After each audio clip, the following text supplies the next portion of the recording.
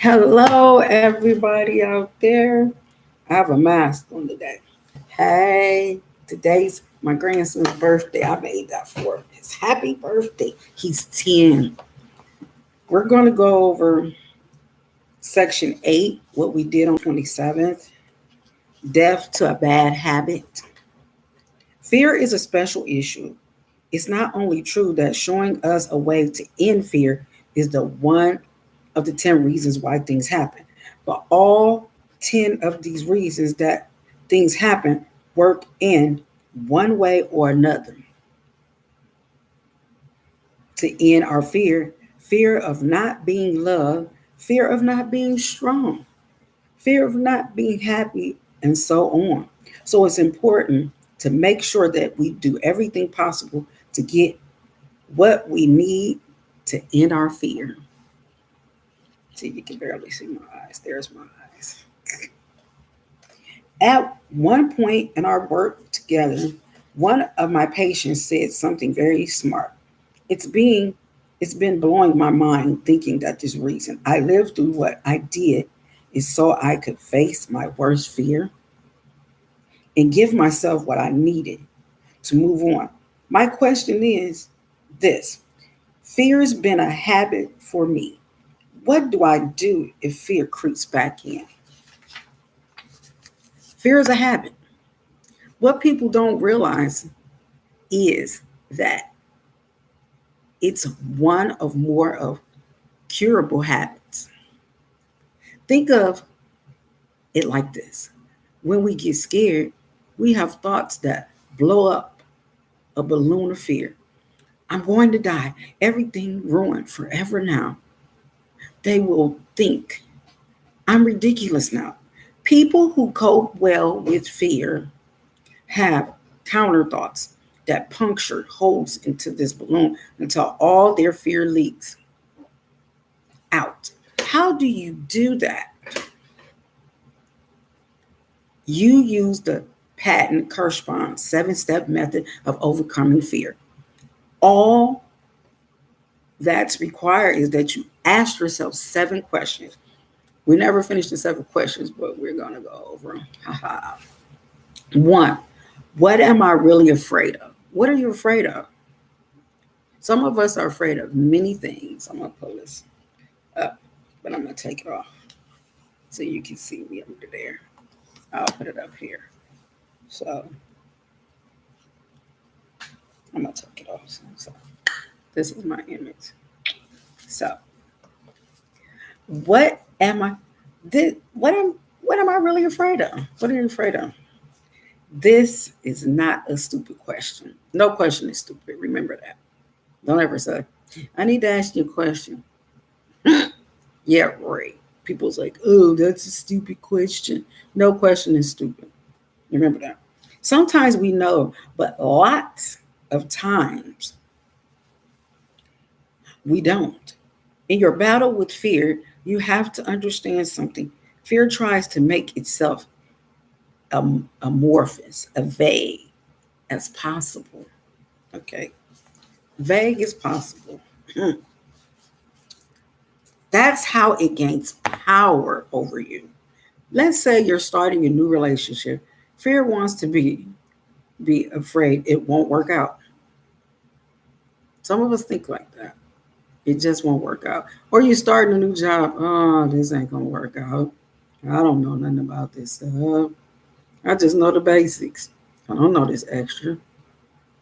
Then your head fills up with nameless phantoms and fear wins. You win when you get really specific. Exactly how and why it wouldn't work. Ask yourself why it wouldn't work. You got to have confidence and courage in yourself. Because you're not right for each other, or you're not right for the job, or you're not just, yeah, you're saying to yourself, I'm not right. Because you're not right for each other. Okay, give your relationship enough time to see if you're right for each other. Then you win because the more specific a fear it is, the more easily it can be conquered because it's smaller. It's not big, it's smaller. You done made it smaller. You done You took over the power, okay? Number two, what is the worst that can happen? Ask yourself. Many times we're afraid because we we've panicked over unnecessarily. There's simply no point of it being afraid. If once you've looked into it, the worst that could happen isn't really something so terrible, is it? Lots of people are terrified of speaking in public. For example, well, suppose you had to speak at the next meeting of your school PTA. What's the worst that could happen? You won't make such a great speech. You'll hesitate, lose your place, have to be asked to speak more loudly. And so what? The worst thing that happened was that as an amateur speaker, you came across like an amateur. So what? You don't speak in public for a living. You're just a parent. Number three, how likely is it? Ask yourself, how likely is it? Many of us, when we fly, are afraid of a plane crashing. That's why I won't get on the plane, because I'm scared something's going to happen way up there in that air. But how likely is it? It turns out it's very unlikely. There are 5,000 flights a day in the United States alone. Many of the things we're afraid of lose their power to scare us when we realize how unlikely they are to happen. People who are good at dealing with fear have the habit of asking the question, how likely is it to happen? And then coming up with a realistic answer, usually pretty darn unlikely, and then getting comfort from the answer. Like we're on number what? How many fingers I got? Number 4. You're supposed to be on with me. Can I prevent this? It turns out if we spend a little less time sucking the thumb of fear and a little more time thinking about what we can do to take care of ourselves, the need for fear shrinks enormously. It shrinks. This is what we mean by prudence. This is why we say a stitch in time saves 9, and an ounce of prevention is worth a pound of cure. Admittedly, there's nothing you can do to prevent a giant asteroid from crashing into the earth, but most of the things we're afraid of are much more preventable than this. Most people are scared of cancer, for example. And while it's true that everyone is going to die of something, cancer is actually one of the more preventable diseases, particularly when you factor in the way early detection prevents cancer from being fatal. Number 5. Can I insure myself against this? I'm not talking about the kind of insurance you buy. Insurance just means you do something so that if the thing you're afraid of happens, you'll still be okay. Like losing a loved one. Can you insure yourself against this? Take someone in a relationship who's afraid of being dumped. Yeah. Sometimes a person blows off her friend when she's in a relationship. Well, then who's going to be there for her if she does get dumped? Maintaining a strong bond with your friends is a way to give yourself insurance in case your relationship doesn't work out. And there's always things we can do to give ourselves some insurance, no matter what we're afraid of. Number 6, could I cope with it if the thing I'm afraid of came to pass? When we get so panicky, we fail to realize that if the thing we're afraid of happened, we'd actually be able to cope rather well. Well, I didn't think I was going to be able to cope knowing Watching our mom pass away, that was difficult. I mean, it the coping skills. People say it gets easier as the years go by. Sometimes you have your good days, your bad days, and you think about them and you let their legacy live on.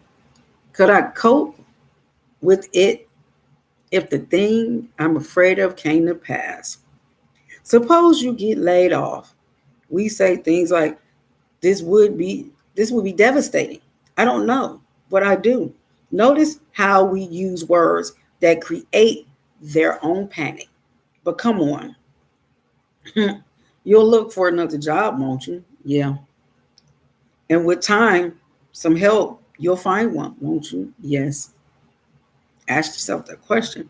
And the point is, assume the best about your ability to cope, not the worst, because most people can actually cope much better than they think they can. Number 7, we're down to number 7. Who can I talk to about this? One of the worst parts of fear comes when you try to keep it to yourself. Don't share it with someone you trust. I'm telling my granddaughter to eat and drink her Pediasure. So don't share it with someone you trust. You can even share it with strangers. If you're making a speech and you're scared to death, for example, tell the audience, tell the audience you're nervous. They'll be much more acceptable and you'll be amazed at how much your being open calms your own fear. Each one of these fear-killing questions is a dart that has the power to puncture your balloon of fear. Taken all together, these questions are a complete kit of darts that should enable you to puncture any balloon of fear. Ask the questions, really think about your answers, and then watch the balloon of fear shrink to nothing. We're going to go over the questions again. What am I? Number 1, what am I really afraid of? Number 2, what's the worst that can happen? Number 3, how likely is it? 4, can I prevent this? 5, can I insure myself against this? 6, could I cope with it if the thing I'm afraid of came to pass? Number 7, who can I talk to about this? You can talk to a stranger, you can talk to God.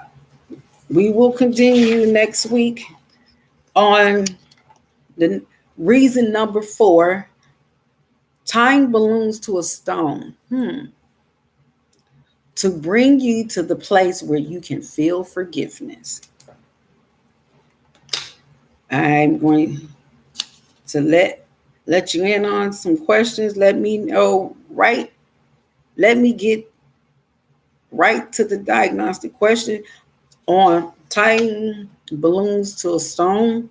Reason 4, to bring you to a place where you can feel forgiveness. I'm going to put these questions out there and we'll pick up next Thursday. Let me get right to the diagnostic question. Do you think a lot about some of the ways you've been hurt and about disappointments you suffered in the past? Do you get angry a lot, and have you been holding on your anger for a long time? Number 3, is feeling guilty very much an issue for you?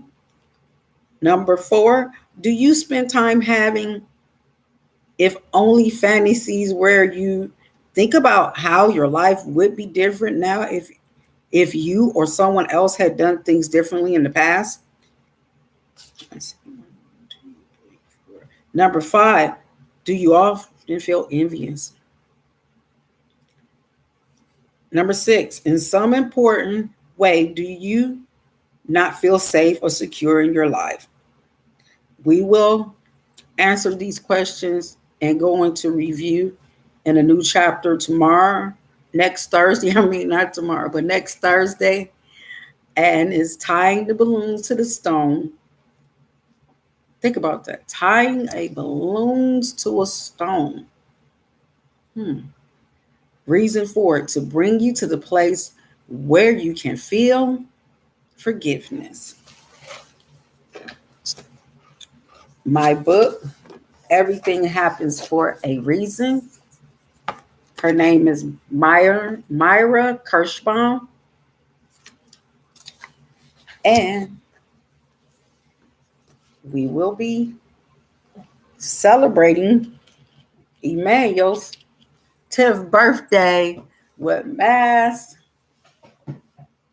Say happy birthday, Emmanuel, out there. He's 10 years old. Boy, 10 years. I remember when he was a baby, but remember to smile today, study with excitement, meditate with intentions, inspire others, laugh hysterically, and elevate yourself. Remember to smile today. Peace. See you next Thursday, guys.